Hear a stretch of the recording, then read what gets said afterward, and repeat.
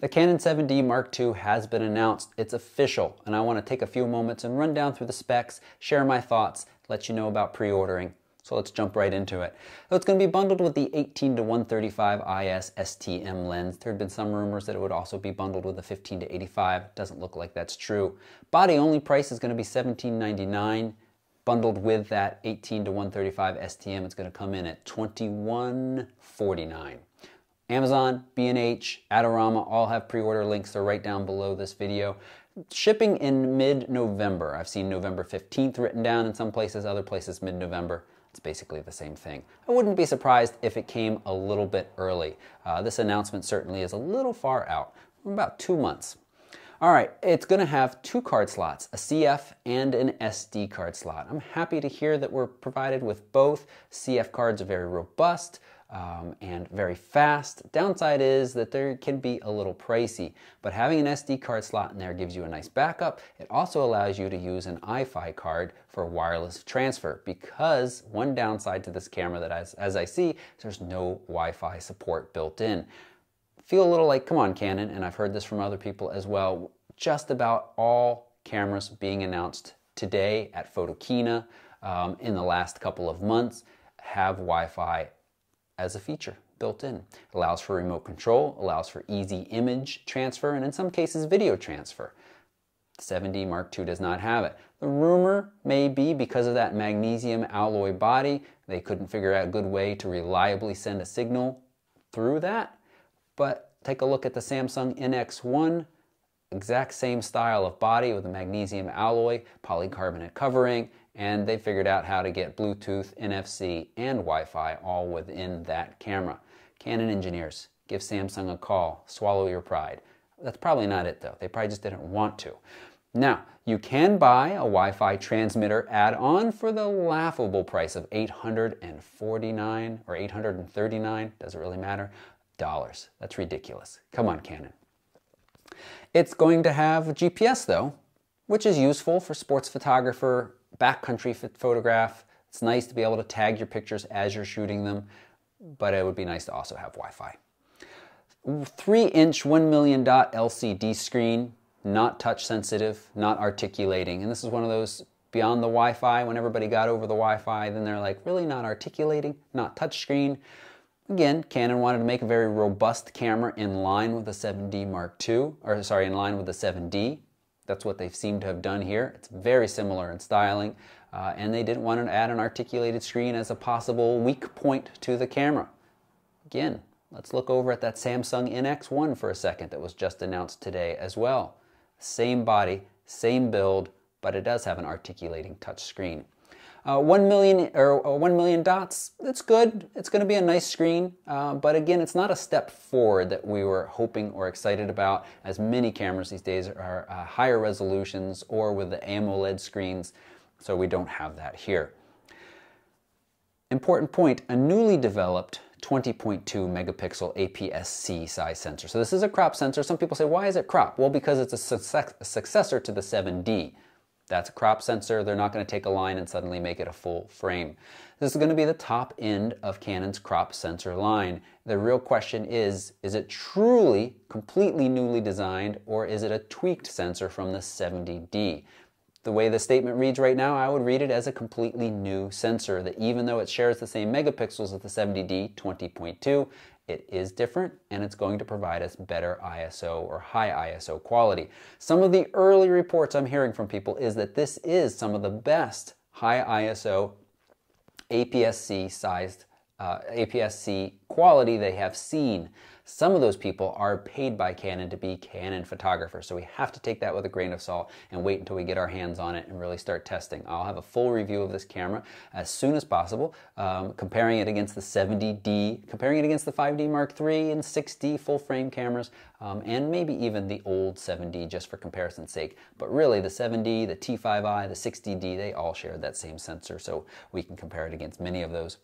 It's going to have dual pixel autofocus built into the chip, same as the 70D. Now, a big question was, how are you going to be able to control this dual pixel autofocus without a touch screen? One of the big selling features and marketing features of the 70D was the fact that you could create these cinematic pull-like focus moments. Touch here, touchier to focus, and watch as it smoothly brings that person into focus without any of that womp womp effect. Without a touch screen, it becomes difficult to do that, but it's clear from Canon's early marketing materials that I've seen is that they're not really marketing the camera in that direction. This is much more for your action, sports, photographers, and videographers who want to track moving subjects. And it implements now a new type of focus system in video, AI Servo, which is new. And so that dual pixel in combination with AI Servo should give us very reliable tracking of moving objects. How fast can they move before we start to lose focus? That's the question. But I think it's going to be, or I should say I've seen reports that it's all going to be customizable. So it should allow for some speedy tracking in video. On the photo side, we've got 65 AF points. All of those are cross-type. So I want to take a moment and step back because I've said a disappointment, no Wi-Fi, disappointment, no touchscreen, and mention that this camera is taking an autofocus system from very high-end camera, the 1DX $6,000 camera, and bringing it down to the $1,799 level. That is significant. Now, I might not be excited about that because I'm not so much a wildlife or a sports photographer, or birds in flight, I should say specifically about wildlife. So, you know, I don't get all fired up about that, but it is going to be a significantly impressive autofocus system. That, coupled with blistering 10 frames per second, is going to give sports photographers on a budget a really nice option. So there are people out there that are excited about that. I want you to keep that in mind. I'd love to hear from you too. Is this camera you've been waiting for, sports photographers? Does it have everything you want it to? And for the rest of us, videographers, I'm going to ask you that question in just a second. The ISO range of 100 to 16,000, boost up to 51,600. That's going to be noisy, very noisy, but we'll see how it looks through that range. And again, is it truly a different sensor? 100% optical viewfinder, 100% coverage through the optical viewfinder. Very nice, very large, very bright optical viewfinder. That makes up a little bit for having that, you know, 3 inch, $1 million dot screen. Video 1080p and 720p at 60 frames per second. A lot of people were hoping for 4K. I didn't really see Canon offering 4K, but I would have liked to see them offer some other video features, like maybe focus peaking. Maybe we'll just have to wait for Magic Lantern to crack the system and offer that to us. But really, as my friend Bryant said, who's a videographer and you've interviewed for this channel a few weeks back, this feels like 2011. You know, as far as video offerings go, it's not really impressive. Canon, you can do better, but I know you don't want to because you eke out those little bits of performances. As I mentioned, the Servo AF for video shooting, we do now have a headphone jack, which is nice. Anti-flicker mode should eliminate flickering in video production under certain lights like fluorescent and certain frame rates. You get that. Spot metering size is going to be 1.8%. That's good. The smaller the better because you really want it to be precise on the spot that you're metering. It will have a built-in flash. It will have a built-in intervalometer, so you can do time lapses without having to worry about bringing along a little intervalometer. That's nice, and from the quick video I saw, it looks like it has up to 4 digits of frames, so that means you should be able to shoot up to 9,999 images, which does allow for some serious time lapses as long as your battery lasts. Speaking of batteries, it's going to have an LPE6N battery. Same size and compatibility with the LPE6, which is used by the 70D, 5D Mark II, 5D Mark III. So that's good, but chargers will not be backward compatible. So the new chargers won't be able to charge the old batteries, and the old chargers, I don't believe, will be able to charge the new batteries, but you will be able to use them. And a new battery grip, the BGE16, which will put 2 batteries in there and give you some serious shooting. Now, one of the big benefits of DSLRs, and I mentioned the NX1 several times, is the battery life in these cameras is fantastic. And keeping that screen at only 1 million dots of resolution also increases battery life. And so you're going to get 1,200 shots or so at least from a single battery. Double batteries, that's a lot of power that you can take with you out into the backcountry. As I mentioned, $17.99, pre-order links up now, $21.49 with the kit lens, shipping in mid-November. I've got 3 quick thoughts on this. So there are certainly some disappointments, I think, especially if you're a videographer, because it really just kind of brings it up to par, and it doesn't offer any clear video step-ups from the 70D. Do you agree? Disagree? Leave a comment down below. I don't think that it does. So, where is our 4K? Where is our focus peaking? Those things are a bummer. But as I mentioned, the autofocusing system in this camera, this is a strong point, is huge and serious and powerful, and at $17.99 price point is impressive. That coupled with the fact, my second point, that this lives within the Canon ecosystem. Canon is sitting on top of a pile of lenses and accessories from both Canon and third parties that support this system and make it easy to find whatever you want to be able to shoot. Tilt shift lens, incredible macros, the 70-200 f2.8 really has no parallel. Those all combined together. But the question I have is, how long can Canon rest on this pile?